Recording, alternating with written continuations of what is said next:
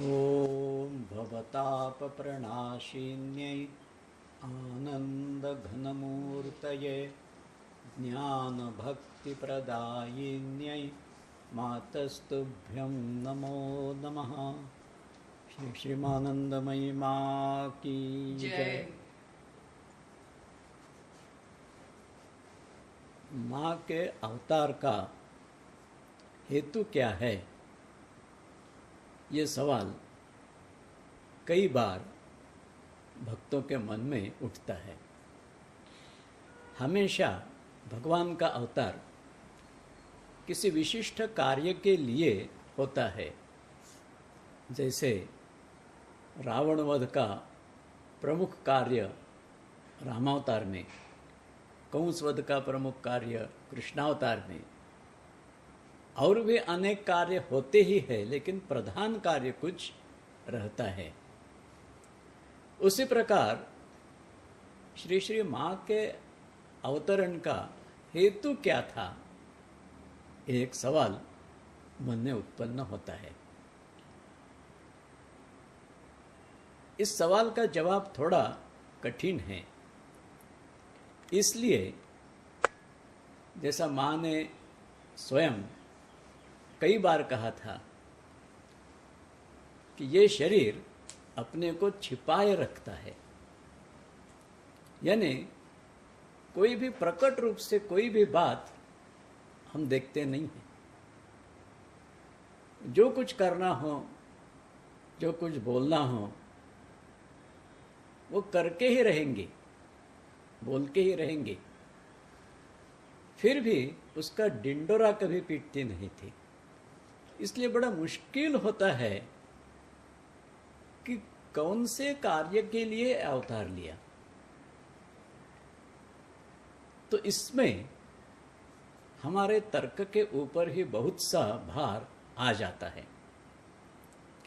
लेकिन तर्क भी किसी अन्य विषय के ऊपर निर्धारित करने के बजाय माँ के शब्दों के ऊपर अगर हम निर्धारित करेंगे तो वो ज़्यादा से ज़्यादा सत्य हो सकता है। तो माँ ने कई जगह इस बात को कहा है कि तुम लोगों ने चाहा इसलिए शरीर आया। सो ये भी एक अवतार का हेतु हो सकता है। तुम लोगों ने चाहा इसलिए शरीर आया। तो फिर मन में सवाल ये आता है कि इसका अर्थ क्या होता है। तुम लोगों ने चाहा इसलिए शरीर आया, तो माँ के साथ मुलाकात होने के पहले हम माँ को जानते भी नहीं थे। तो फिर माँ का जन्म हम चाहते थे इसलिए हुआ है, कैसी बात है। तो फिर इसमें और एक माँ का उद्गार हम जोड़ सकते हैं। माँ कहती थी कि सृष्टि में से हर जगह से पुकार आ रही थी, हर जगह से। न सिर्फ प्राणी नहीं, पत्थर भी, सूखी लकड़ी भी जोर से पुकार आ रही थी, माँ मुझे बचाओ, माँ मुझे बचाओ। तो अवतार का हेतु ये भी हो सकता है। लेकिन ये पुकार सुनी कैसी और उठी भी कैसी। हाँ, कोई प्राणी दुखी है, दीन है, आर्त हो गया है, भगवान को पुकारता रहेगा कि आओ मुझे बचाओ। लेकिन एक पत्थर, सूखी लकड़ी, इससे भी आवाज आ रही है। तो इन सब बातों को ध्यान में रखते हुए इसका निर्णय थोड़ा सा ऐसा हो सकता है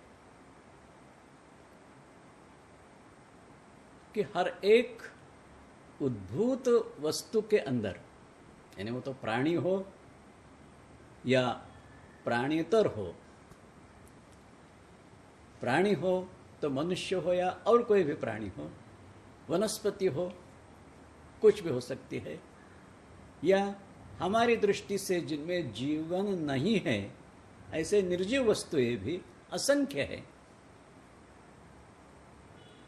तो ये जिसे हम जीवित कहते हैं और किसी को हम ये जीवित नहीं है कह सकते हैं, निर्जीव वस्तु है ये। लेकिन असल में हर एक में स्पंदन रहता है, हर एक वस्तु में स्पंदन रहता ही है। बिना स्पंदन एक भी वस्तु अस्तित्व में नहीं रहेगी। जो अस्तित्व में है वो स्पंदन मात्र से ही अस्तित्व में रहती है। और पुकार जो है, हम किसी को बुलाएंगे, कुछ कहेंगे तो शब्द के माध्यम से ही, लेकिन वो शब्द भी एक प्रकार का स्पंदन है। वो स्पंदन मैं उत्पन्न करता हूँ, किसी के कान में जाता है, उसका श्रवण होने के बाद उसी का अर्थ उसके मन में उत्पन्न हो जाता है, उसी को प्रतिसाद मिल जाता है। तो ये जो क्रिया हम जानते हैं किसी को बुलाने की, पुकारने की, तो भी स्पंद रूप से ही है। तो जिनकी दृष्टि स्पंद से अतीत हो गई है, जो बिल्कुल निस्पंद है, अपनी जगह पे पूर्ण सुस्थिर है, वो ही हर एक स्पंद को प्रतिसाद दे सकती है। वो ही सुन सकती है कि इस स्पंदन में क्या कह रहा है ये। मां के उत्तर चरित्र में कई बार ये बात को देखने में आती है, ये बात कि किसी एक जगह मां है और किसी दूसरी जगह, जैसे बनारस में कहो, एक पत्थर के नीचे बैंगन के बीज उग रहे हैं। मां वहां से कहलवा भेजती है कि वो रो रहे थे मेरे पास आके, जरा खुला कर दो उनको। तो ये कैसे सुना? तो इस प्रकार हर एक जीव के और निर्जीव के भी अंतरंग में जो आर्तता उत्पन्न होती होगी, शब्द के माध्यम से व्यक्त करने की जरूरत है ही नहीं। मैंने समझो 1960 में मां का दर्शन किया, उसके कई साल पहले मां का जन्म हुआ, लेकिन जब मां का जन्म हुआ है तब इस शरीर में शायद मैं नहीं रहूंगा, लेकिन जीव रूप से कहीं ना कहीं तो अस्तित्व जरूर रहेगा ही। तो इस प्रकार मेरे अंदर में जो व्यथा उत्पन्न होती होगी, जो दुख उत्पन्न होता होगा, वो शब्द के माध्यम से भी अगर मैं नहीं प्रकट करूंगा तो भी उसका स्पंदन तो होता ही रहेगा।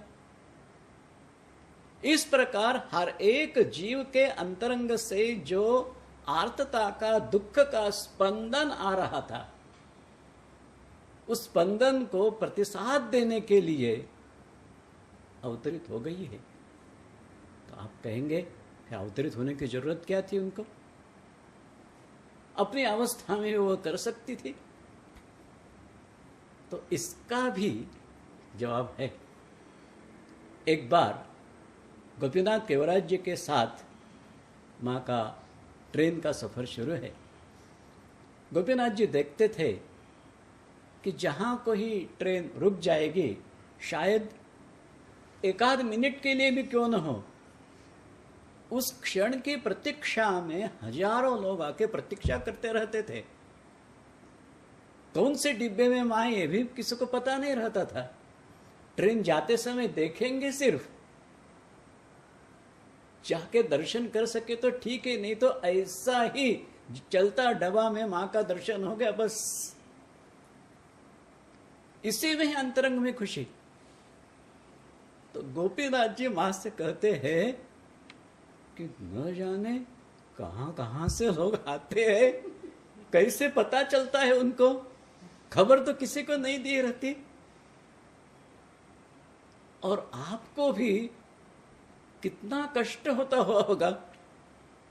नींद नहीं, कुछ नहीं, सब लोगों को दर्शन देना। गोपीनाथ जी के साथ माँ का कुछ विशेष संबंध था। उन्हें माँ कहती है, पिताजी इसलिए तो ये शरीर आया है। अब देखो, ये पहला जो सवाल हमारे मन में आया कि हर आर्त जीव का और निर्जीव का समाधान करने के लिए, उसका दुख मिटाने के लिए आई। तो सवाल हमारे मन में यह था कि आने की क्या जरूरत होती, वही तो कर सकती थी। लेकिन वजह यह है कि हर एक को उसी का ग्रहण, उसी की ग्रहण क्षमता जैसी है, उसी के अनुसार अगर ग्रहण किया दिया जाएगा तब वो ग्रहण कर सकता है, नहीं तो नहीं। तो हम जड़ है, पंच ज्ञानेंद्रियों से ही हम सब कुछ ग्रहण कर सकते हैं। किसी महात्मा ने पूर्ण अंतरंग से आशीर्वाद वाणी का उच्चार क्यों न किया हो, हम हमारी सब अंतर इंद्रियां इस प्रकार बंद करके बैठे हैं, उसका कुछ उपयोग होगा ही नहीं। सिर्फ हमारे कान जो सुनेंगे, आँख जो देखेगी, जिसे हम स्पर्श कर सकेंगे, उसी से ही हम संतुष्ट रह सकते हैं। तो इसीलिए हमारे साथ, हमारी भाषा में, समझ में आने वाली भाषा में, हमारे ज्ञानेंद्रियों की जो भाषा है वही हमारे समझ में आने वाली है, वो करने के लिए आई है। जो गोपीनाथ जी से माँ कर रही है कि बाबा इसलिए तो शरीर आया, शरीर धारण इसलिए ही किया कि हमारी दृष्टि में आने से हम संतुष्ट हो जाएंगे।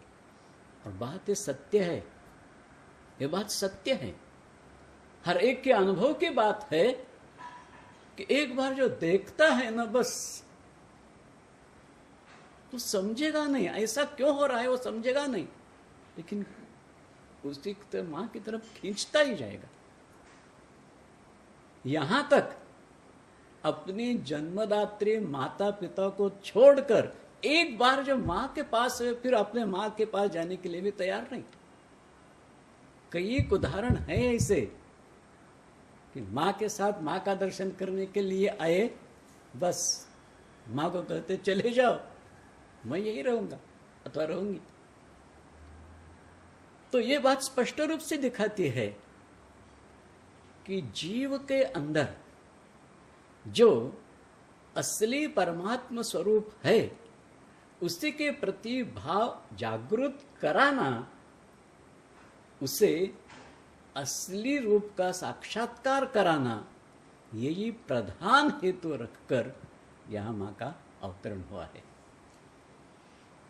तो हमेशा जैसे कहते हैं, परित्राणाय साधूनां विनाशाय च दुष्कृतान्, दुष्कृत जो है, हमारे जन्म जन्मार्चित जो दुष्कृत है, उन्हीं को नष्ट करना था।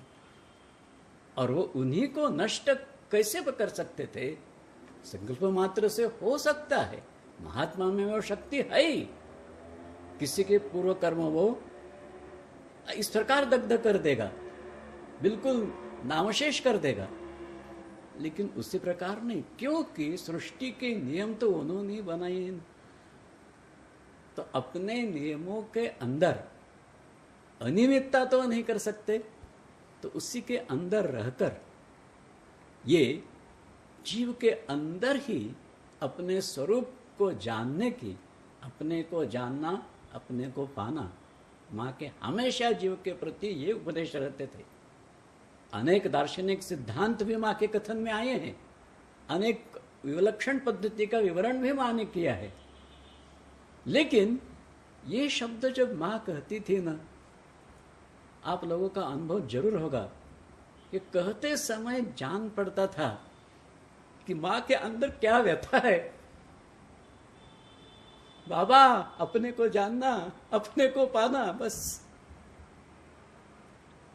इसीलिए हर एक के अंदर में इस जन्म मृत्यु के चक्र में फंसकर जो अनंत यातनाओं की अनुभूति हो रही है, उसी से छूटने की मन में जो अभिलाषा जागृत हो गई, वही पुकार थी जो माँ के पास पहुंच गई थी। और उसी को सार्थ करने के लिए, उसी को जवाब देने के लिए मैं आई तुम्हारे सामने, ये कहने के लिए ये पांचभौतिक रूप हमारे सामने प्रकट कर दिया है। इसलिए प्रमाण भी है, इसलिए प्रमाण है। बनारस के एक महापंडित, एक अत्यंत ऊंचे तपस्वी सिद्ध पुरुष दंडी स्वामी भारती जी, कथा उनकी तो बहुत लंबी, उसका तो उल्लेख यहां नहीं कर रहा हूं मैं।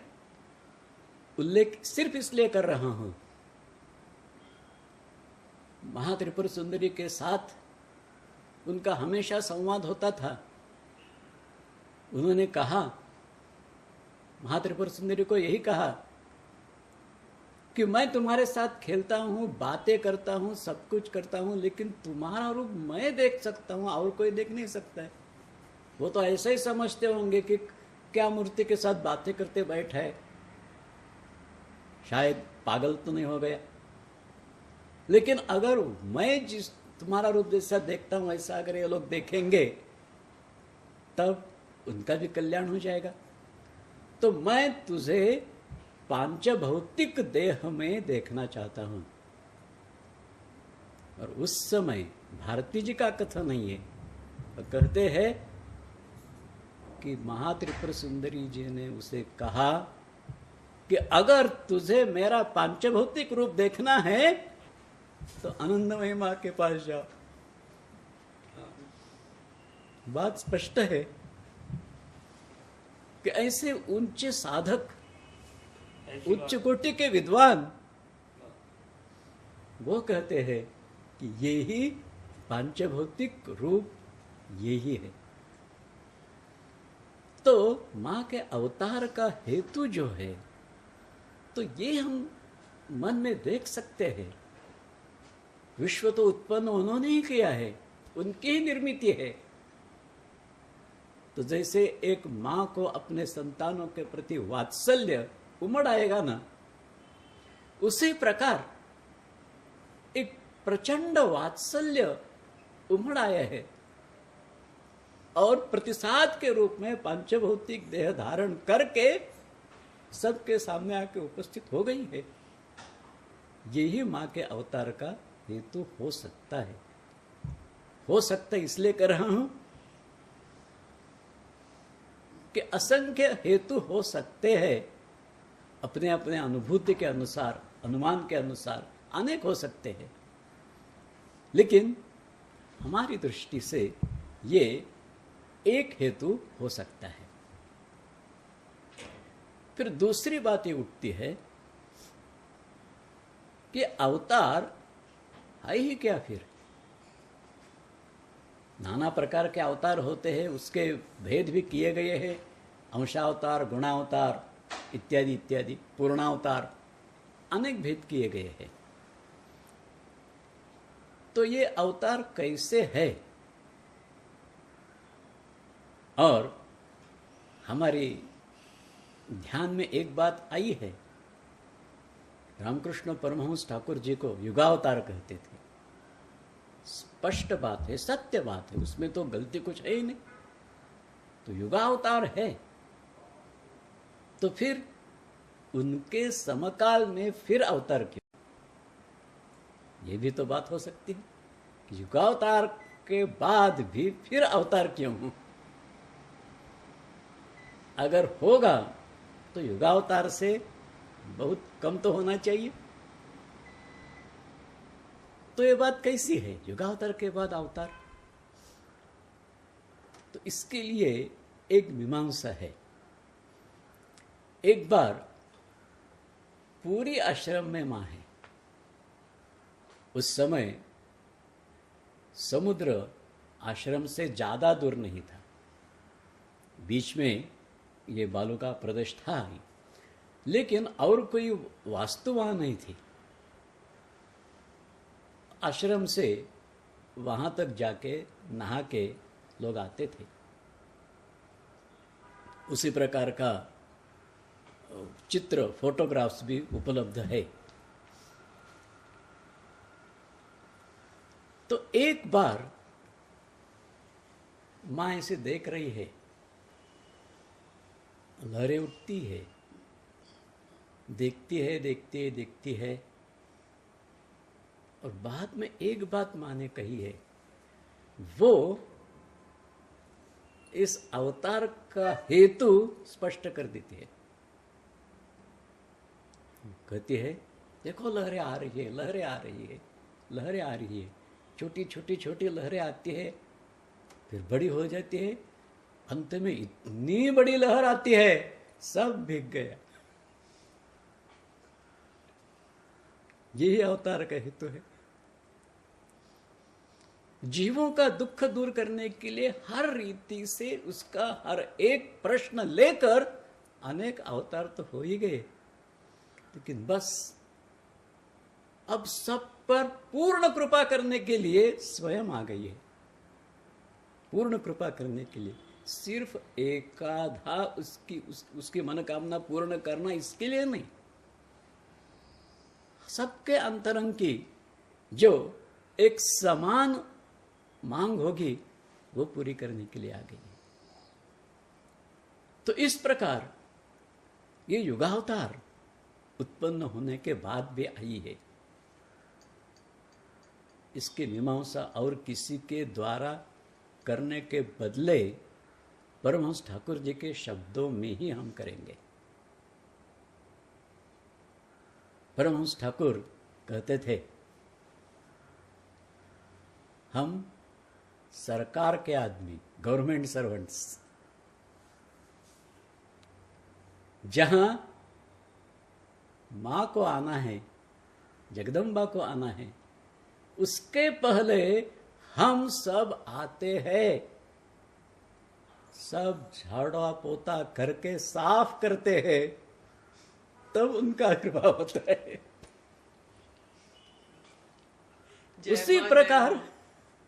उसी प्रकार ये युगावतार अपने लीला सहचरों के साथ आए हैं। जितने मत उतने मार्ग, इसको स्थापित करके दिखाए हैं।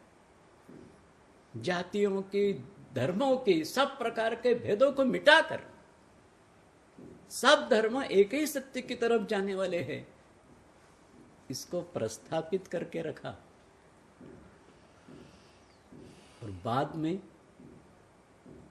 एक प्रसंग ऐसा है, उस समय अभी बेलूर मठ हुआ नहीं है, उसके संबंध में कुछ बात चल रही है। उस भूमि पर टहल रहे हैं स्वामी विवेकानंद जी। कलकत्ता की तरफ अचानक दृष्टि गई उनकी, तो कलकत्ता उस भूमि की दृष्टि से तो पूर्व स्थान में है, तो समझने के लिए कलकत्ता की तरफ ये है, लेकिन पूर्व की तरफ कि भूमि देखते नहीं, वो आसमान देख रहे हैं। वो कहते हैं, देखो देखो देखो, ठाकुर की शक्ति अवतरित हो गई, हजारों साल इसका प्रभाव रहेगा। इस समय ठाकुर जी की मर्त्य लीला समाप्त हुई है, तिरोधान हुआ है, तो फिर ठाकुर की शक्ति कौन सी हो सकती है? स्वयं जगदम्बा, और कोई तो नहीं हो सकता। जो उनके अंतरंग में बैठकर कुछ करवा रही थी, करवा लिया था, वो उनकी शक्ति कौन हो सकती है दूसरी? स्वयं जगदम्बा।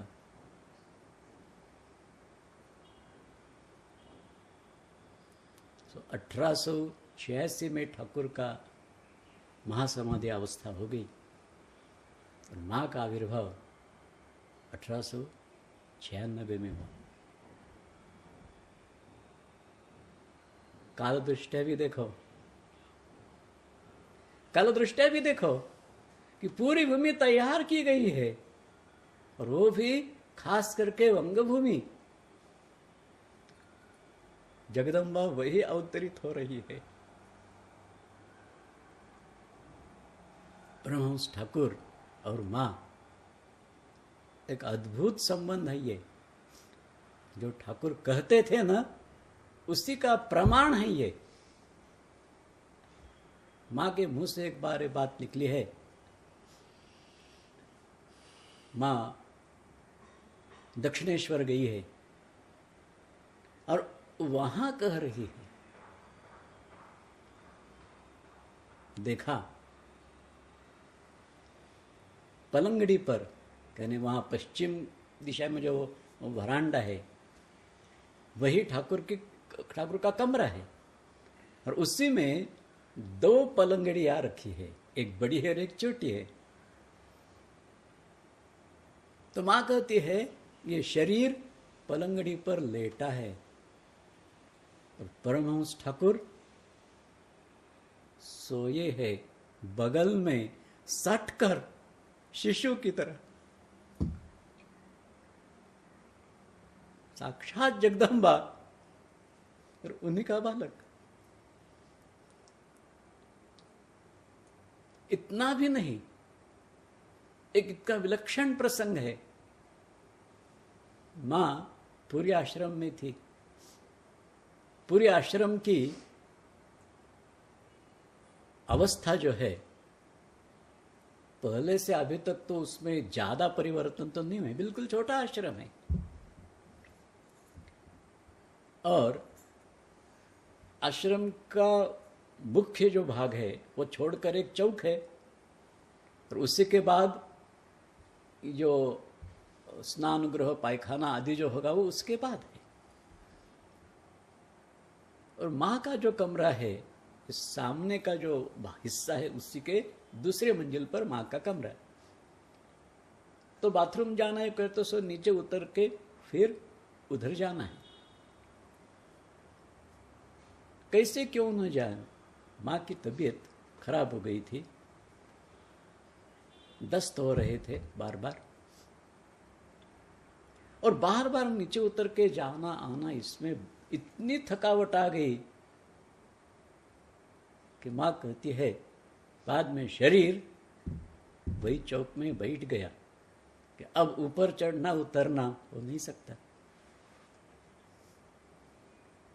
बाद में उठकर पायखाने जाने की भी शक्ति नहीं रही। गुरुप्रिया दीदी माँ को पकड़ के वैसे ही बैठी है,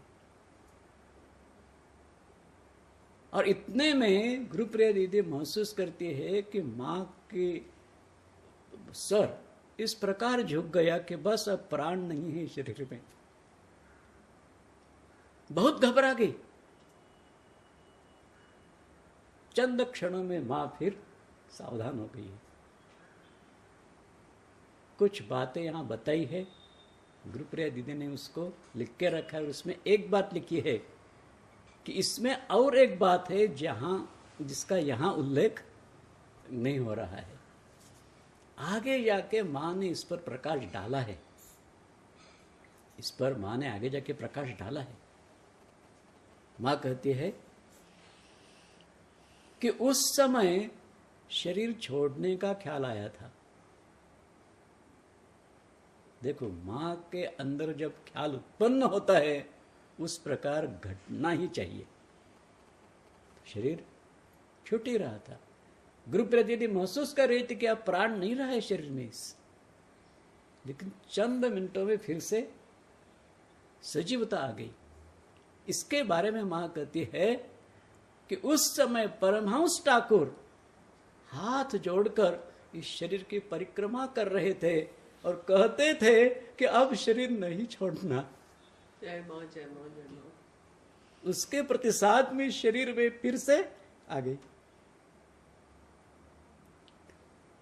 परमहंस ठाकुर कितनी ऊंची कोटि के मां के साक्षात पुत्र। अपने बालक की प्रार्थना को अस्वीकार करेंगे, बात नामुमकिन है। तो ऐसा क्यों किया होगा ठाकुर जी ने?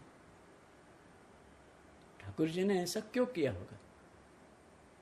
आप जानते हैं, स्वामी विवेकानंद जी जब काशीपुर उद्यान में ठाकुर जी का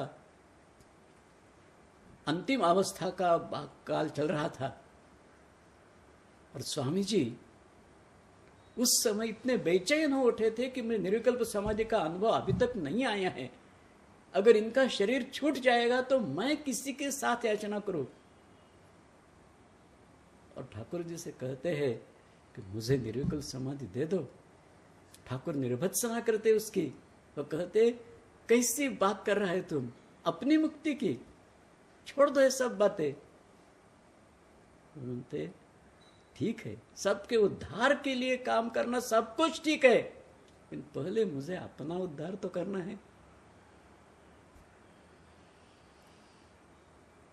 फिर स्वामी जी को रात में निर्विकल्प समाधि का अनुभव हो गया।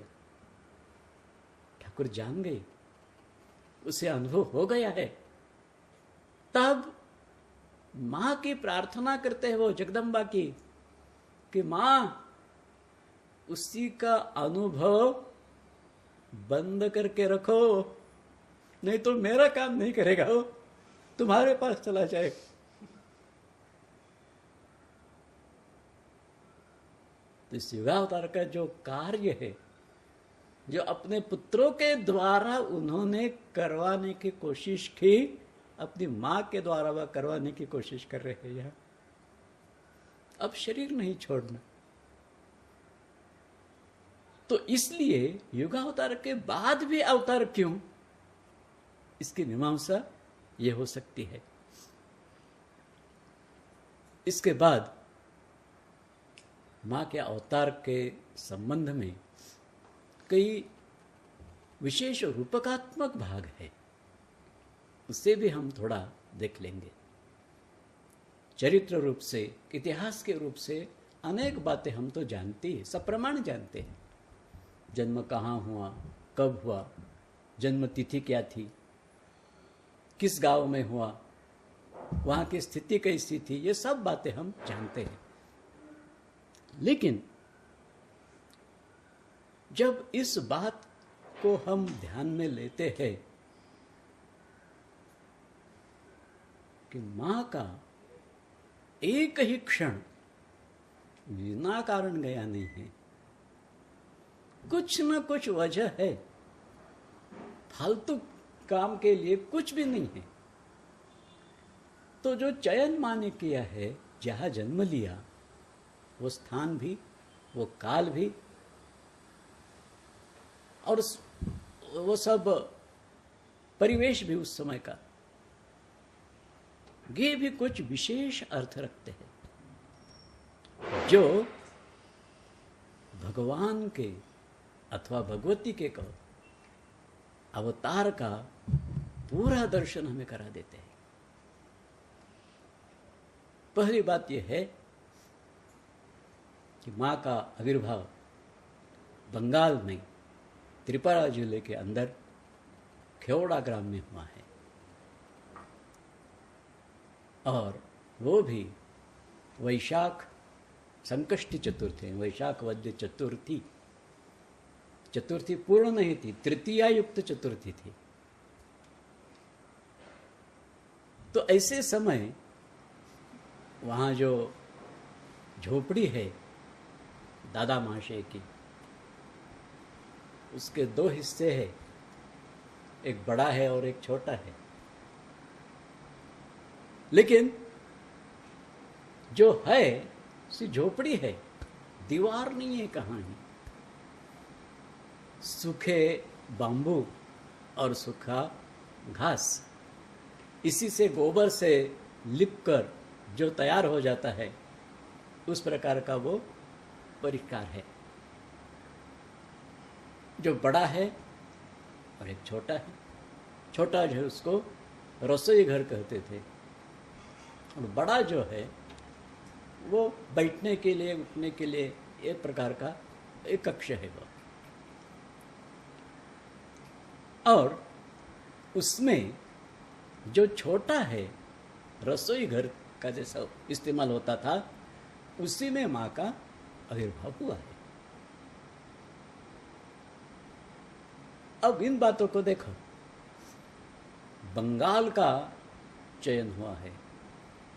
वैसे तो हर भूमि विलक्षण रीति से भगवत्ता का आविष्कार करने वाली है ही, लेकिन यहाँ बंगाल का चयन किया है क्योंकि अब जो अवतार हो रहा है कुछ विलक्षण है। मां से जब पूछा गया था आप कौन हैं, तो मां का जवाब था पूर्ण ब्रह्म नारायण। और फिर से कहते पूर्ण ब्रह्म नारायणी। फिर कहती है महादेव महादेवी।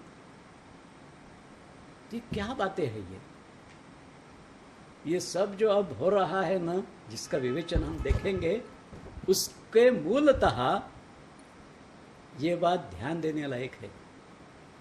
अब तक जितने अवतार हुए हैं, भगवान के हुए हैं, भगवान नारायण के हुए हैं, शिव जी के हुए हैं, जगदम्बा के हुए, लक्ष्मी जी के हुए हैं, शक्ति के हुए हैं, सूर्य नारायण के हुए हैं, आदि आदि। लेकिन अब जो अवतार हो रहा है ना किसी विशिष्ट देवता का है, पूर्ण ब्रह्म नारायण। पूर्ण ब्रह्म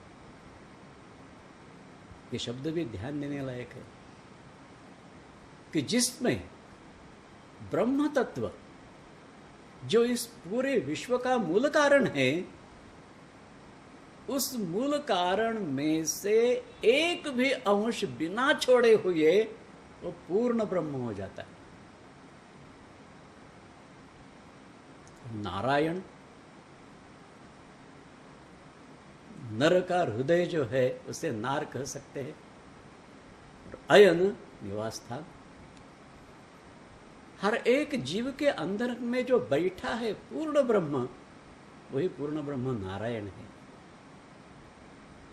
लेकिन साथ ही साथ स्वयं ब्रह्म सिर्फ नहीं, उसकी जो उसी के साथ पूरी तरह से अभिन्न उसकी शक्ति, वो भी पूर्ण ब्रह्म नारायणी।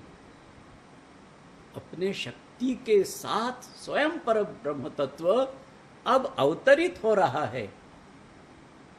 इसीलिए बंगाल का चयन किया है। बंगाल शब्द जो है संस्कृत में व और ब का अभेद है। ब और वो दोनों एक ही शब्द चलते हैं। खास करके बंगाली भाषा में तो व और ब, इधर का वो उधर का ब हो ही जाता है, एक ही हो जाता है। तो बंगाल माने वंगाल। वम वो शब्द मंत्र की दृष्टि से अमृतत्व का बोधक है। जैसे पंचोपचार पूजा करते उससे वम अमृतात्मकम नैवेद्य निवेदयामि आदि शब्द प्रयोग आते हैं। तो वह जो है ये अमृत रूप से स्वीकृत किया जाता है। और इसीलिए जो अमृत है, यानी जिसके मृत्यु कभी भी नहीं है, एकमात्र सिर्फ परब्रह्म तत्व, वंच अंगाच उसकी अंगभूत शक्ति अलति इति वंगालः। वंच अंगाच अलति कि जो पूर्ण ब्रह्म स्वयं उसकी अभिन्न शक्ति के साथ विलास कर रहा है, वो बंगाल है। वहां देखो काली माँ की उपासना चलती है कि सिर्फ काली माँ की नहीं है, उसके चरण तले शिवजी है। निष्क्रिय होकर तो है एक ही, सक्रिय है तब शक्ति ये समाप्त हो जाएगी तो स्वयं शिव। वंच अंगाच हलती इति बंगाल। इसलिए उस प्रदेश को बंगाल कहते, इसलिए कहते होगे। पुरानी बातें हैं सब, कब किसी ने क्या नाम दिया पता नहीं है, लेकिन भाषा शास्त्र की दृष्टि से अब देखने लगेंगे तो बंगाल का चयन इसलिए किया है कि वहां परब्रह्म तत्व अपने शक्ति सहित विराजमान है। फिर कहते हैं उसमें त्रिपुरा जिला परब्रह्म तत्व जब अवतरित होता है, विश्व की सृष्टि जब उत्पन्न हो जाती है, सृष्ट होता है विश्व, उत्पन्न होता है, तब एकाएक उत्पन्न नहीं होता है। जैसे कहते हैं ना कि भगवान ने कहा let there be light and there was light. हाँ, संकल्प में सामर्थ्य जरूर है, मैं नहीं कहता इस प्रकार कुछ गलत लिखा है, ऐसा नहीं कहता, लेकिन साथ ही साथ वेदांत में जो प्रक्रिया है उसी को अगर ध्यान में रखेंगे तो विश्व की उत्पत्ति होने के पहले वो स्वयं अपने शक्ति का आश्रय करते हैं। उसी के बाद तीन गुणों की उत्पत्ति होती है, त्रिगुणों की उत्पत्ति होती है। माया त्रिगुणमयी है, तो माया की उत्पत्ति है, माया के आधार से ही विश्व की उत्पत्ति है।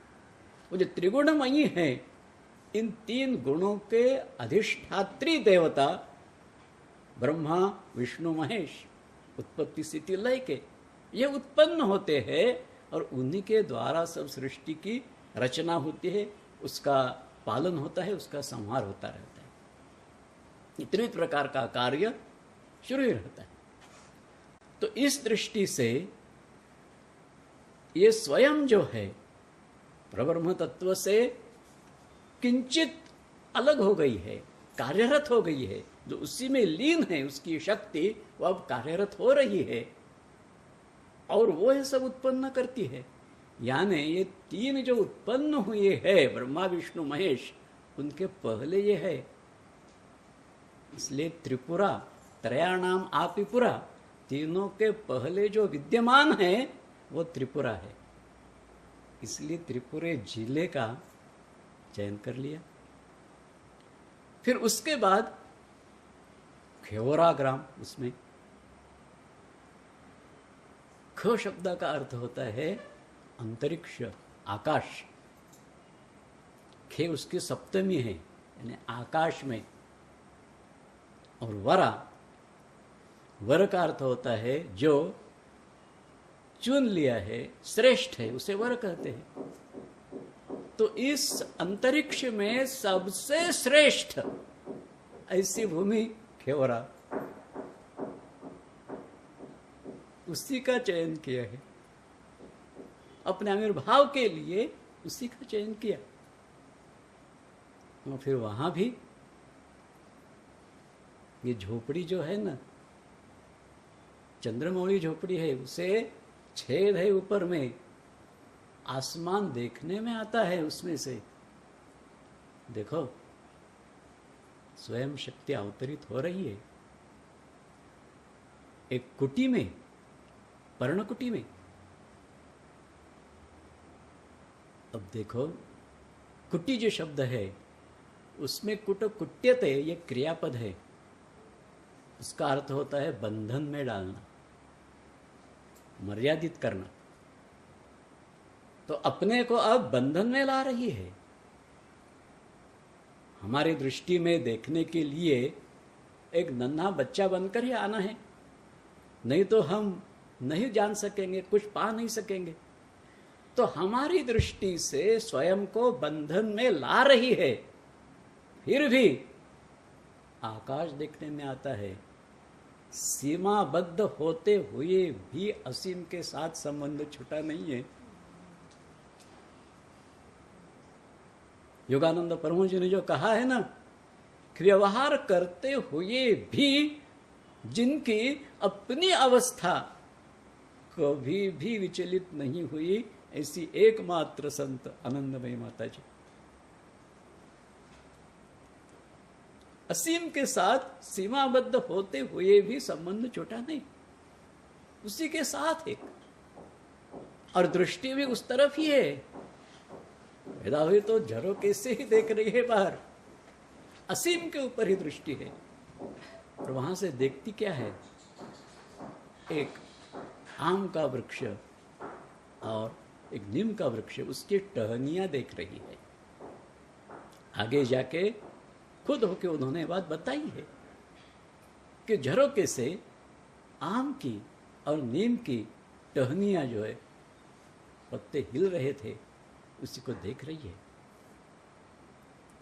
यहाँ एक बात देखो, ये महीना जो है वैशाख का महीना है, यानी इस समय इस टहनी में आम लटके हुए होना चाहिए, लेकिन आम का कुछ उल्लेख है ही नहीं, फलों का उल्लेख नहीं है, सिर्फ पर्ण है। इसका मतलब सिर्फ ये होता है कि सृष्टि फलोन्मुख है, राह देख रहे फलोन्मुख होने की। और ये जो देख रही है सिर्फ ये दो, क्यों? आम और नीम। वेदांत की दृष्टि से जब जीव जन्म लेता है, उसी के साथ, उसी के पास उसका प्रारब्ध कर्म तो है ही, उसका भोग कैसे करना है उसी को स्वातंत्र्य है, लेकिन वो भोग जो करेगा वो विशिष्ट पद्धति से ही करेगा। उसे कई चीजें अच्छी लगेंगी, कई बुरी लगेंगी, कई चीजें उसका कल्याण करने वाली होगी, कई कल्याण करने वाली नहीं होगी। उपनिषदों में इसको ही श्रेय और प्रेय इन शब्दों से कहा है। कठोपनिषद में खास करके बात विस्तीर्ण रूप से आई है, श्रेय और प्रेय। ये आम की टहनी जो है प्रेय है, नीम की टहनी जो है श्रेय है, कल्याण करने वाली है। यही दो प्रवृत्तियां है, यही सिर्फ रहेगी। तो जन्म लेने के बाद जो प्रवृत्तियां सामने वो दो ही है। और ये जो दो कक्ष है, एक छोटा कक्ष है, ये रसोई का है, बड़ा कक्ष है, उठने बैठने का है, और इसी के ऊपर अमृत, अमृत फल, तो उसी का पेड़ उसी के ऊपर आया है। जीव की दृष्टि से अगर विचार करेंगे तो उसको दो बातों का ही एहसास होता रहता है। एक है आहार, दूसरा है विहार। जीवन दो बात में ही है, आहार करना है, विहार करना है। ये विहार बड़ा विशाल है, और उसी के ऊपर अमृत है, उसी को संस्कृत में अमृत फल कहते हैं। तो जो विहार होता है उसमें सिर्फ आनंद, मौज, इतना ही रहता है। अंततोगत्वा क्या होगा बात अलग, लेकिन यही दृष्टि रहेगी, वही विहार रहेगा, और यही रहेगा आहार। से दो दृष्टि से। और तीसरी बात हो गई, ये पूर्ण रीति से घास फूस से बनी है, शुष्क पर्णराज है सब जग। इसका मतलब सिर्फ ये ही है कि जीव को ऐसा ही रहना चाहिए। ये कुटी है, हमने देखा कुटकुट्यते बंधन में डालना, इस दृष्टि से जीव अपने को बंधन में ही ला रहा है। किसी ना किसी, कौन सा भी देह धारण करो, विशिष्ट बंधन में ही डालेगा। लेकिन साथ ही साथ ये बात ध्यान में रखना है कि इस जो बंधन लिया है, जो देह धारण किया है, उसी के प्रति उसके मन में कोई भी रस नहीं रहना चाहिए। बिल्कुल शुष्क, पूर्ण रस नष्ट हुआ है उसमें से, उसके प्रति आसक्ति है ही नहीं। आसक्ति सिर्फ एक बात की होनी चाहिए, झरोके से आसमान जो दिख रहा है ना, बस। और ये जो है इसमें आविर्भाव का समय जो है यह वैशाख की तृतीया युक्त चतुर्थी है। मास का चयन किया है वैशाख। यहाँ ऋतु वसंत ऋतु है। वसंत ऋतु में पहले पन्ने जो है वृक्ष के वो सब गल जाते हैं और नए नए उगना शुरू हो जाता है। वसंत ऋतु की वैशिष्ट्य यही है।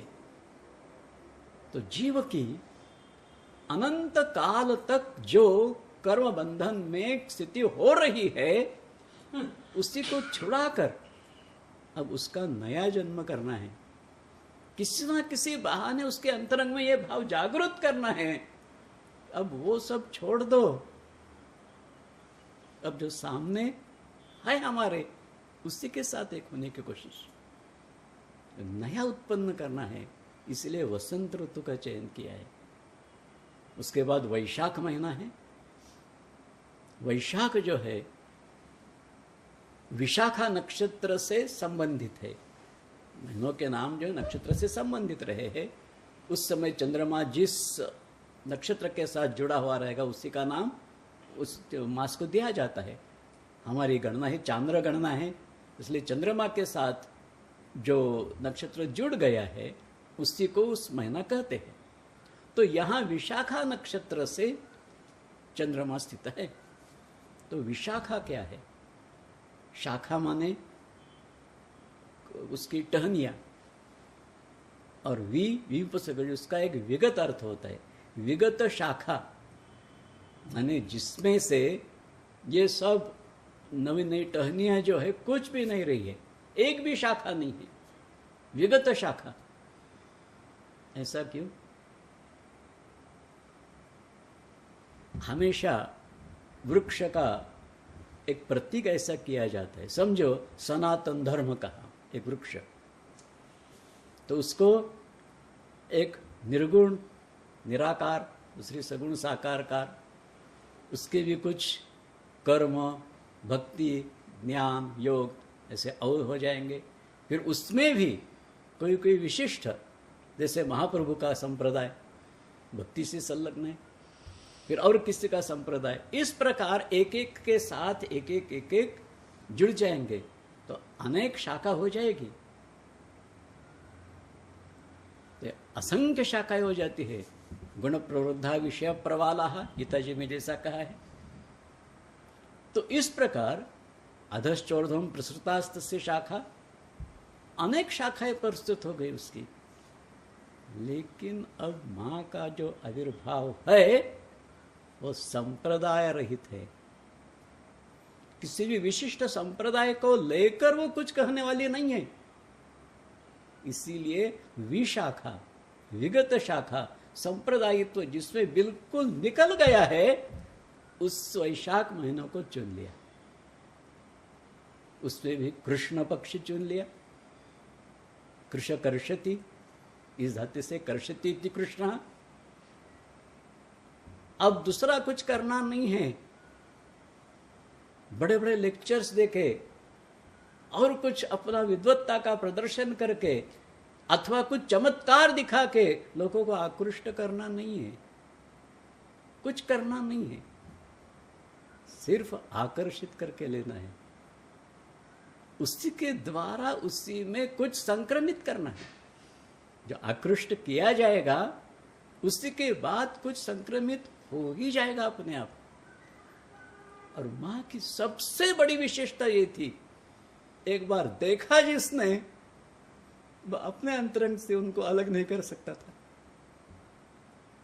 स्वयं मां के मुंह से बात निकली है,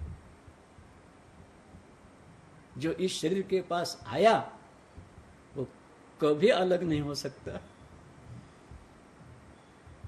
यहां तक एक बार ऐसा देखा गया है, मां ट्रेन से जाने वाली है, लेकिन ट्रेन को देरी हो गई, लेट हो गई है। अब प्लेटफॉर्म पर बैठ के क्या करना है, इसीलिए बाजू में एक थोड़ा सा पहाड़ है।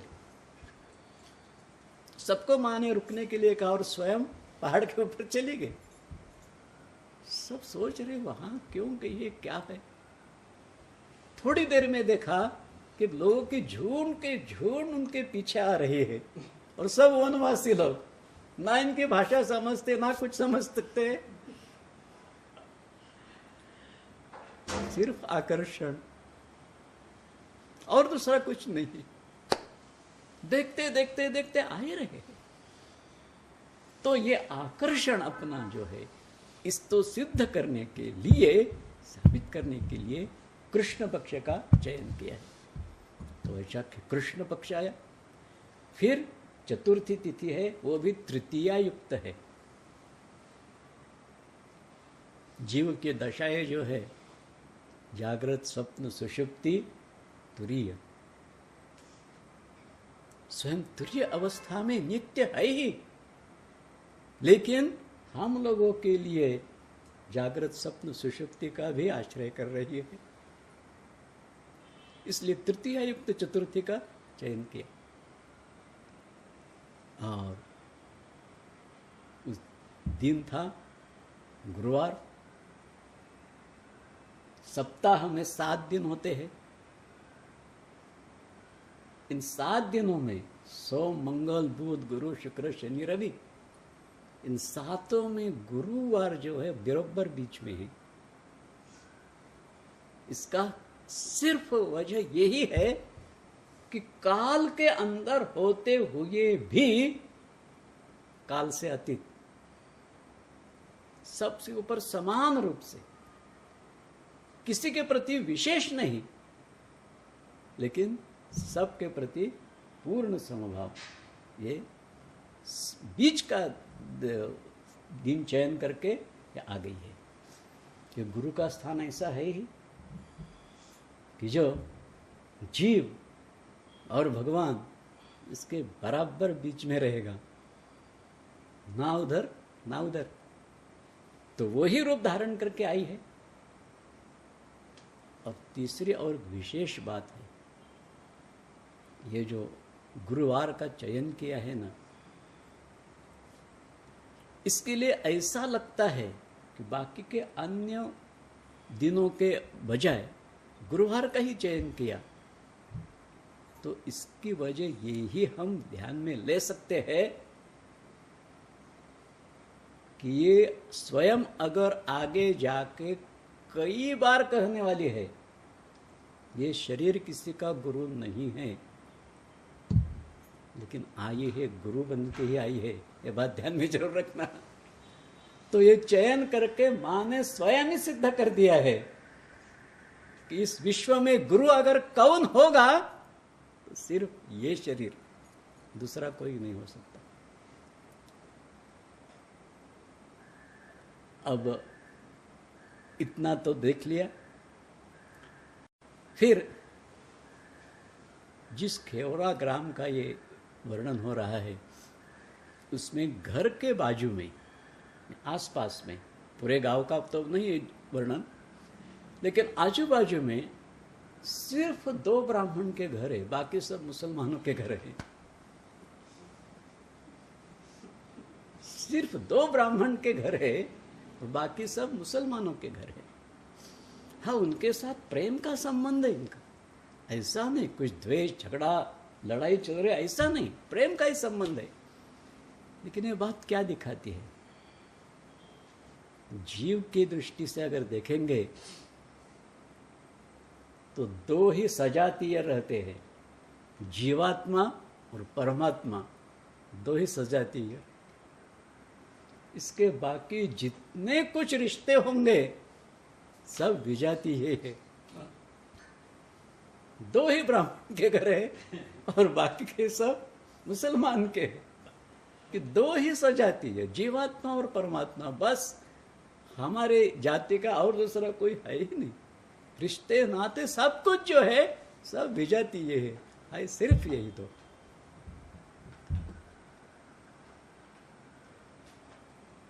इसके बाद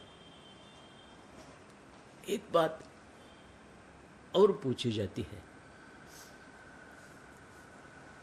कि मां का ये जो आविर्भाव हुआ, ये आविर्भाव कुछ लौकिक दृष्टि से हुआ या नहीं हुआ, एक विचार करने बात है। इसके लिए जो अगर देखने लगेंगे तो दोनों दृष्टि से प्रमाण मिलते हैं। ये लौकिक दृष्टि से जैसे व्यवहार होता है उसी के अनुसार ही माँ का आविर्भाव हुआ, इसके लिए भी प्रमाण मिलते हैं, और अलौकिक दृष्टि से भी हुआ इसके भी प्रमाण मिलते हैं। तो उसी में से कौन सा मार्ग हम निश्चित कर सकते हैं। तो लौकिक दृष्टि से माँ का आविर्भाव हुआ है या अलौकिक दृष्टि से हुआ है। तो यहां एक बात को मैं जरूर उद्धृत करूंगा। गुरुप्रिया दीदी हमेशा अपनी डायरी लिखती थी और उसी में माँ के जीवन की अनेक बातें उन्होंने उनको जो प्रत्यय में आई वो लिखी थी। उनका परिचय होने के पहले का जो भाग है वो उन्होंने सुना था और उसी से लिख डाला था। तो जो लिखा था वो माँ को सुनाती थी पहले, तब तक वो तो प्रमाणित नहीं हो जाएगा। जब तक माँ ये नहीं कर रहे तब तक प्रमाणित नहीं हो जाएगा। तो उन्होंने माँ को सुनाया। विपिन बिहारी जी पहले से ही बड़े विरक्त थे। कीर्तन में उनको बहुत बड़ा आनंद आता था। कीर्तन करते करते यहाँ से वहाँ से वहाँ कई गांव चले जाएंगे, फिर वापस आने का कुछ सवाल नहीं रहता था। इस प्रकार एक बार इतने दिन बाहर गए और ऐसा भी किसी के द्वारा सुना गया कि उन्होंने गिरोह वस्त्र पहन लिया है। तो फिर उनको कैसे लाके किया वो तो सब इतिहास आप सब मालूम है। और उसी के बाद माँ का आविर्भाव हुआ। जैसे माँ को सुनाया तुरंत माँ कह उठी। ये सुनकर किसी को ऐसा लगेगा कि ये शरीर माता पिता से उत्पन्न हुआ है, बस इतना ही कहा और कुछ कहा नहीं। अब देखो बात तो सत्य थी कि जब विपिन बिहारी महर्षि को वापस लाया उसी के बाद माँ का आविर्भाव हुआ है। लेकिन माँ उसमें कहती है कि इसी से ऐसा किसी को लगेगा कि लौकिक दृष्टि से माता पिता के संबंध से ही ये शरीर उत्पन्न हुआ, और कुछ बोली नहीं। तो सोचने के लिए इतना तो जरूर है कि लौकिक दृष्टि से ये आविर्भाव नहीं हुआ है। इसमें एक शंका सुशिक्षितों के अंतरंग में जाग उठ सकती है। ये हमारे मन में भी ये उठी थी बात कि इस संबंध में कई प्रश्नोत्तर हुए ही है। मैं उसका आगे जाके करूंगा उल्लेख कि दीदी की किताब में ही कई जगह ऐसा लिखा है कि माँ का आविर्भाव होने के पहले अनेक देवी देवताओं का दर्शन दीदी माँ को होता था। उनका सत्कार आतिथ्य वो करती थी, वरण करती थी, सब कुछ होता था। और बाकी के लोग भी जो है उनको भी दीदी माँ के शरीर पर गर्भवती के लक्षण तो दृष्टिगोचर होने ही चाहिए, नहीं तो कोई कह बैठता है ना क्या कर रहे हैं ये। तो गर्भवती के लक्षण तो उसके शरीर पर थे ही। तो ऐसा होते हुए फिर ये क्या करे। यहां दो बातें हैं। वैद्य की दृष्टि से इसके लिए कई इसके गायनेकोलॉजिस्ट से चर्चा की है कि ये बात हमें उलझन में डालती है कि हमारा पूरा विश्वास है कि माँ जो करे बात सत्य है कि लौकिक दृष्टि से माता पिता के संबंध से शरीर उत्पन्न नहीं हुआ है, सत्य बात है ये। फिर ये भी असत्य नहीं है, तो शास्त्र की दृष्टि से क्या है इसमें? तब अब वो गायनोकोलॉजिस्ट नहीं है। इस फर्ग्यूसन रोड पर एक जगह है, वो जगह मैं अभी दिखा सकूँगा, उधर उनका हॉस्पिटल था, मैटरनिटी हॉस्पिटल था, और वो लेडी बहुत वेल नोन थी। उसने सवाल पूछा, तो उन्होंने कहा कि इसमें उलझन में पड़ने की कोई भी जरूरत नहीं है। बोले क्यों? तो बोले कई बार ऐसा देखा गया है, कई केसेस ऐसे है कि जिनमें गर्भवती के लक्षण पूरे उठते हैं, देखने में आते हैं, और फिर अपने आप को सब नष्ट हो जाते हैं। ये शास्त्र सिद्ध बात है, उनका कहना है। वो लक्षण अपने आप नष्ट हो जाते हैं। ऐसे जो उत्पन्न होते हैं लक्षण, ये उस व्यक्ति के मन की वजह से, वो मन अगर धारणा कुछ करेगा तो शरीर के ऊपर उसके प्रभाव दिखने में आते हैं। ज़्यादा मीमांसा तो इसके बारे में नहीं करूँगा, बहुत बहस हुई थी उनके साथ, अनेक प्रमाणों से उन्होंने ये किया था। तो बात स्पष्ट रूप से ये है कि लौकिक दृष्टि से अगर दीदी माँ के शरीर पर गर्भवती के लक्षण उत्पन्न हुए होंगे तो भी माँ के कथन से उसका विरोध नहीं है, स्वाभाविक ही है। नहीं तो विशिष्ट रीति से अगर माँ का आविर्भाव अलग है, वो होता था, तो लोग पूछते थे ये लड़की कहाँ से लाई तुमने कहाँ से उठा के लाई हो? तो ये भी नहीं होना चाहिए था। तो दोनों का सामंजस्य कैसा अद्भुत रीति से रखा गया है, देखो। और इसके बारे में एक बार भाई जी माँ के साथ परिव्राजक अवस्था में अब है, और हरिद्वार का ही प्रसंग है, कनखल का। दक्ष महादेव का जो मंदिर है दक्षेश्वर का, तो उसके सामने जो सब पेड़ आदि है, वो पूरा जंगल था वहाँ, और माँ इसे अपनी अवस्था में घूमती है। साथ साथ ये है, तो एक दिन शाम का समय, तो शाम के समय अचानक वो वही बैठ गई। माँ को देखते ही साधु लोग पहचान जाते थे कि कैसी अद्भुत अवस्था है।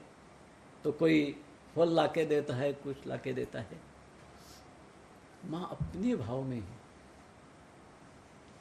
और स्थिति भी ऐसी है कि सब लोग अपना अपना स्नान, गंगा स्नान करके संध्या पूजा पाठ सब कर रहे हैं। ऐसी अवस्था में माँ के पास भाई जी बैठे, और उन्होंने माँ से पूछा कि माँ, आपका शरीर कैसा आविर्भूत हुआ? माँ तो इस प्रकार सीधा जवाब इसके पहले कभी भी नहीं दिया है, इस समय भी पूर्ण रूप से नहीं दिया है। उन्होंने फिर दिन आदि का उल्लेख किया कि वैशाख चतुर्थी आदि आदि, रात का समय, गुरुवार। तुम लोगों की दृष्टि से ये शरीर आया। शरीर, ये मस्तक ईशान्य दिशा में ऊपर उठा हुआ, और बगल पर बाकी का शरीर। बाद में इतना ही कहा, ये आविर्भाव कैसे हुआ जानने वाली सिर्फ एक, खुड़ी माँ, यानी माँ के पिताजी के दादाजी की पत्नी, बराबर है ना, खुड़ी माँ उसे ही कहते हैं। तो सिर्फ वही जानती है कि उन्होंने आके शरीर को उठाया, अंदर ले गई। अब यहां देखो, यहां जो उल्लेख हो रहा है दीदी माँ का भी उल्लेख नहीं हो रहा है। दीदी माँ का भी उल्लेख नहीं हो रहा है। ये शरीर आविर्भूत हुआ सिर्फ खुड़ी माँ जानती है, उठा के ले गई है। तो इससे कुछ ध्यान में एक बात आती है जरूर। यहां अगर बच्चा उत्पन्न होने वाला है तो कोई दूसरी महिला भी तो उपस्थित होनी चाहिए, कोई दाई उपस्थित होनी चाहिए। कोई भी नहीं था, कोई भी नहीं था। तो कैसी विलक्षण बात कह रही है, बड़े अद्भुत रीति से कह रही है। और उसके बाद अब आ नहीं रहा है, मां कहती है अब इसके आगे कुछ नहीं कर सकती है। तो इससे क्या साबित होता है? कोई नहीं था दूसरा मां। दूसरी बात, ये दीदी मां के पास जब इस बच्चे को दे दिया तो रीति के अनुसार दीदी मां के पहले संतान तो गुजर गई है, इसलिए मन में डर है। तो इस संतान को तुलसी के तले लिटाना, यानी तुलसी माँ की कृपा रहे इसके ऊपर, यानी हमारा नहीं है तुम्हारा ही है, ऐसा भी भाव रह सकता है। एक अपना अपना भाव प्रत्येक अलग रखता ही है, रहता ही है। तो दीदी माँ स्वयं उसे अपने गले लगाकर तुलसी मंच के नीचे लिटा देती है शाम के समय, और थोड़ा लिटा के वापस लाती है। अब देखो, तुलसी मंच जो है वो इस उनके झोपड़ी से कई गज दूर है, और 3 सीढ़ियां उतर के जाना पड़ता है। तो जिसने अभी अभी जन्म दिया है किसी बालिका को, वो उसी को गले लगा के 3 सीढ़ियां उतर कर फिर वहां तक जाए, उसे लिटाए और फिर वापस आ जाए, ये मुमकिन है ही नहीं, लेकिन हुआ है। तो इसका मतलब यही है कि लौकिक दृष्टि से जैसा आविर्भाव होता है अपत्य का, वैसा मां का हुआ नहीं है। स्पष्ट रूप से तो मां ने जितना कहना था कह ही दिया। अनुमानिक रूप से हम ये सब बातें जो देख रहे हैं, इसी से पूर्ण रीति से यही साबित हो जाता है कि मां का आविर्भाव सामान्य आदमी की तरह नहीं, कुछ अलौकिक रीति से हुआ है। पूर्वावतार में भी ये बात देखते हैं ना हम। जब कृष्णावतार हुआ तो पहले चतुर्भुज रूप ही दिखाया है, छोटे बालक का नहीं है। रामावतार हुआ तब भी भय प्रकट कृपाला दीन दयाला कौशल्या हितकारी। तो कैसा है वो रूप? अद्भुत रूप निहारी, ऐसे वरुण तुलसीदास जी कहते वह कि उसके सब कुछ है लेकिन सामान्य बालक की तरह है ही नहीं। तो उसी प्रकार मां का जो आविर्भाव हुआ है तो कुछ अलग रीति से हुआ है। वो क्या होगी, कैसी होगी, इसके बारे में अनुमान करने के लिए बहुत सी जगह है, लेकिन उसका ज़्यादा उहापोह करने के बजाय यहाँ जितना हम लोगों ने देख लिया है उसी से ये बात स्पष्ट है कि सामान्य रीति से माता पिता से माँ के शरीर का आविर्भाव हुआ नहीं है, एक अलौकिक दृष्टि से ही हुआ है। बात रह जाती है कि जिस कुल में उन्होंने जन्म लिया है इसकी विशेषता क्या है और क्या दर्शाता है ये। जैसे हमने बंगाल, त्रिपुरा आदि है, ये चयन क्यों किया, इस झोपड़ी का क्या अर्थ होता है, वो भी कैसे चयन किया है, सब देख लिया। उसी प्रकार माँ के संबंध में माँ के नानी नाना दादी दादा,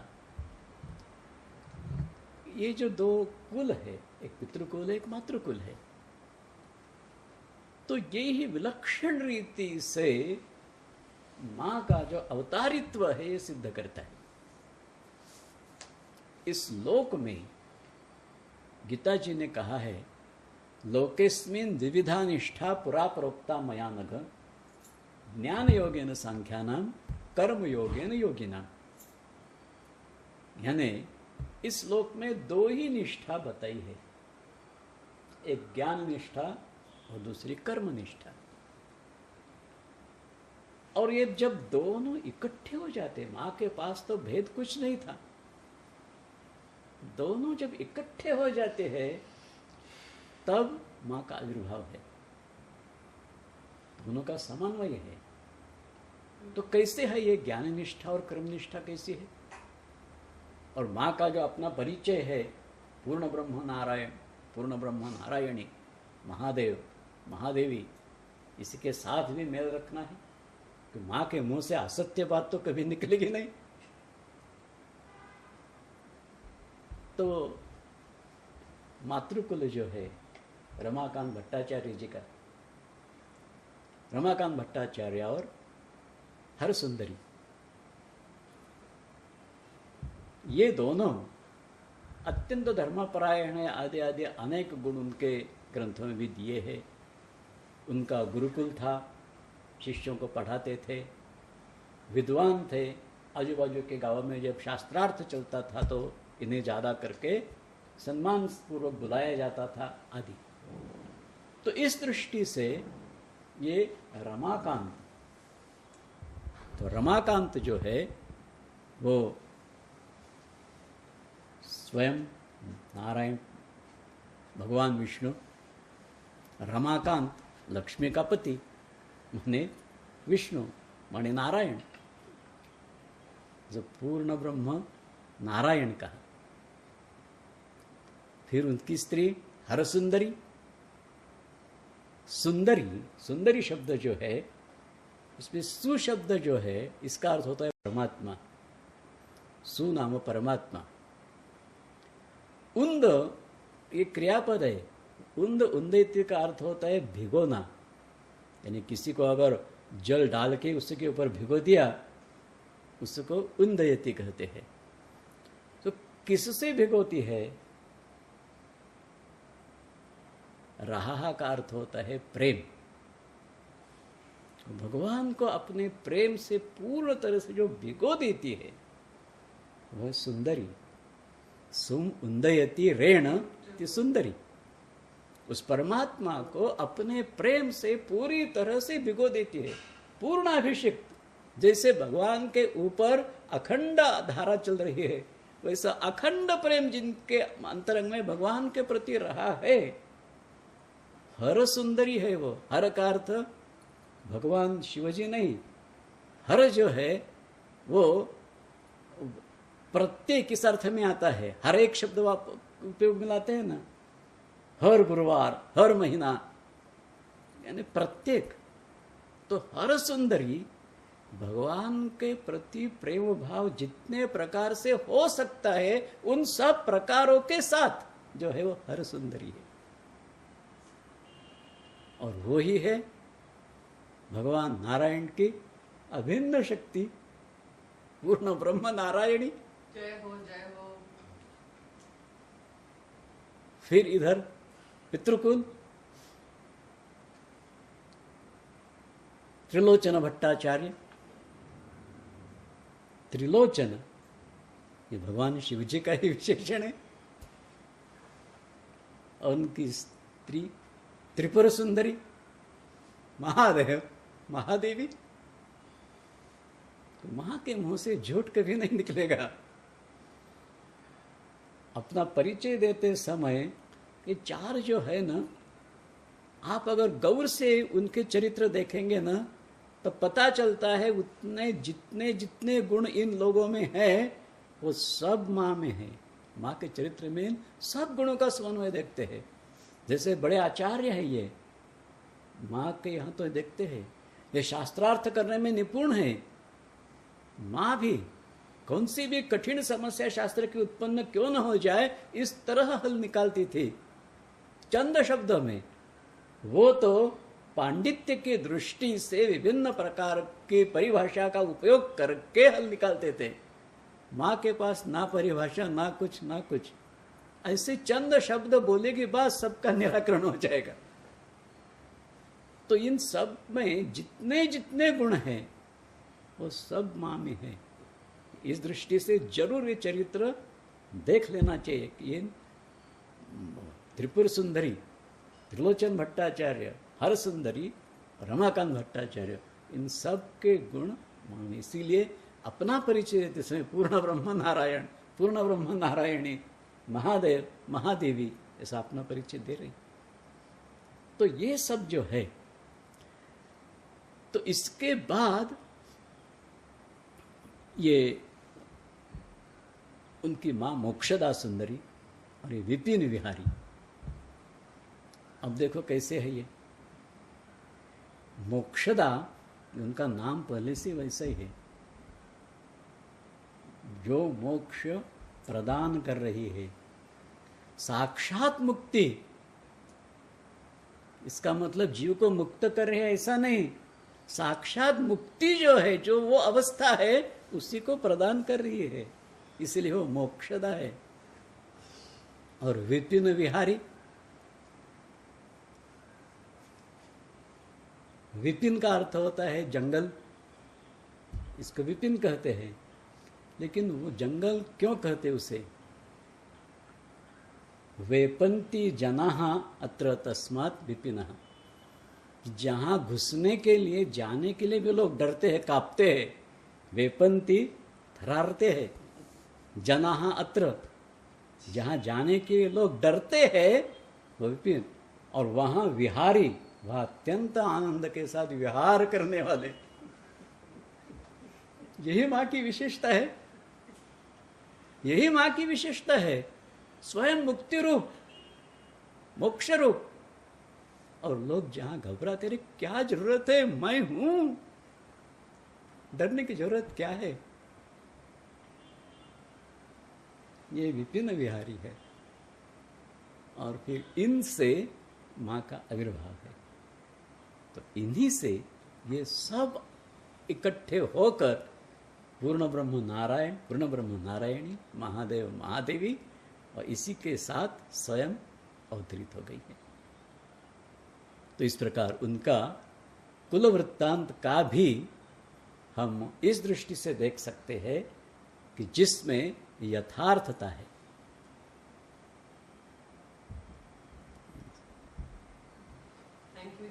जय माँ, जय माँ, जय माँ। ओम भवताप प्रणाशिन्यै आनंद घनमूर्तये ज्ञान भक्ति प्रदायिन्यै मातस्तुभ्यं नमो नमः। श्री श्रीमानंदमयी माँ की जय। श्री श्रीमानंदमयी माँ की जय। श्री श्रीमानंदमयी माँ की जय।